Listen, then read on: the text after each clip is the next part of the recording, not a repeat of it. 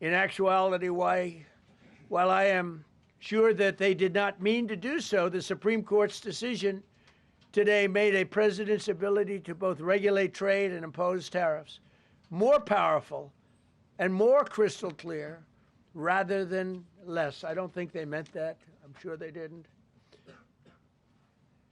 It's terrible. And to think that the Democrats who oppose this only because they want to go the opposite way, they'd like to pack the court. They want to put on 21 people. They want to pack the court, pack the Supreme Court. Maybe they should do it. Maybe they would be better off if they did it. They want to pack the court. They want to do anything to hurt our country. There will no longer be any doubt, and the income coming in and the protection of our companies and country will actually increase because of this decision. I don't think the court meant that, but it's the way it is. Based on long-standing law and hundreds of victories, and even, as I was pointed out before, even thousands of victories over the years, to the contrary, the Supreme Court did not overrule tariffs. They merely overruled a particular use of IEEPA tariffs. And essentially, it's used to get a fee. I can do anything I want with IEEPA, anything. I just can't charge anybody for it. I can license, I just can't charge them. It's ridiculous, but it's okay because we have other ways, numerous other ways. The ability to block, embargo, restrict, license, or impose any other condition on a foreign country's ability to conduct trade with the United States under IEEPA has been fully confirmed by this decision. So now there's no doubt, because, you know, there were a lot of questions about tariffs because no president was smart enough to use them to protect our country from those countries and businesses that were ripping us off.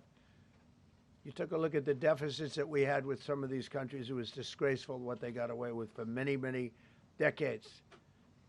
But now we know, because this decision affirms all those things that some people weren't sure about.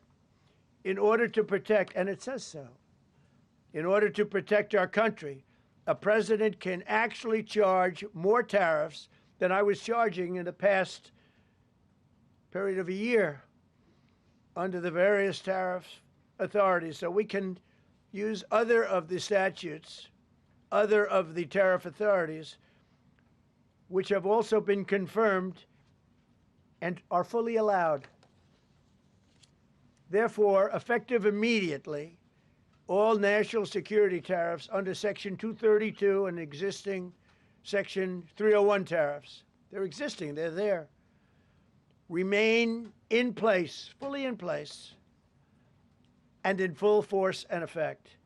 Today, I will sign an order to impose a 10% global tariff under Section 122 over and above our normal tariffs already being charged. And we're also initiating several Section 301 and other investigations to protect our country from unfair trading practices of other countries and companies. The Supreme Court's ruling on tariffs is deeply disappointing, and I'm ashamed of certain members of the court, absolutely ashamed, for not having the courage to do what's right for our country.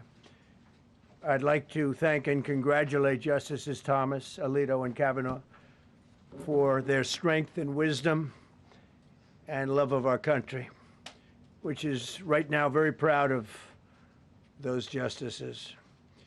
When you read the dissenting opinions, there's no way that anyone can argue against them. There's no way. Foreign countries that have been ripping us off for years are ecstatic. They're so happy. And they're dancing in the streets, but they won't be dancing for long, that I can assure you. The Democrats on the court are thrilled, but they will automatically vote no. They're an automatic no, just like in Congress. They're an automatic no. They're against anything that makes America strong, healthy, and great again. They also are a, frankly, disgrace to our nation, those justices. They're an automatic no, no matter how good a case you have. It's a no. you can't knock their loyalty.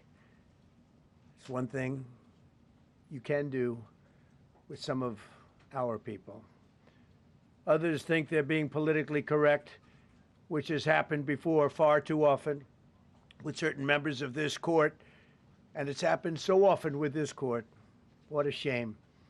Having to do with voting in particular, when in fact they're just being fools and lapdogs for the rhinos and the radical left Democrats, and not that this should have anything at all to do with it. They're very unpatriotic and disloyal to our Constitution. It's my opinion that the court has been swayed by foreign interests and a political movement that is far smaller than people would ever think. It's a small movement. I won by millions of votes. We won in a landslide. With all the cheating that went on, there was a lot of it, but we still won in a landslide. Too big to rig. But these people are obnoxious, ignorant, and loud. They're very loud. And I think certain justices are afraid of that. They don't want to do the right thing. They're afraid of it. This was an important case to me, more as a symbol of economic national security, and also, I would say, just for our country itself, so important, because we're doing so well as a country. We've never done so well. The good news is that there are methods, practices, statutes, and authorities, as recognized by the entire court in this terrible decision, and also as recognized by Congress, which they refer to, that are even stronger than the IEEPA tariffs available to me as President of the United States. And in actuality, I was very modest in my ask of other countries and businesses because I wanted to do, and it's very important, I wanted to be very well behaved because I wanted to do anything, I didn't want to do anything that would affect the decision of the court, because I understand the court. I understand how they are very easily swayed. I want to be a good boy. I have very effectively utilized tariffs over the past year to make America great again.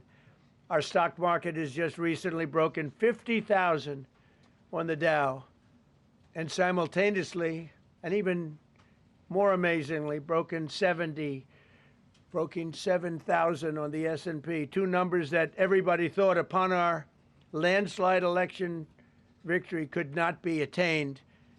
Think of that.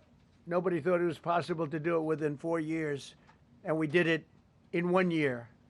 They said, you'll never be able, you'll go back and you read the geniuses, read their statements, all of the Nobel Prize winners in economics. They said, no, you couldn't do it in 4 years.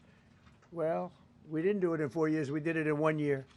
We broke every record in the book, and we're continuing to do so.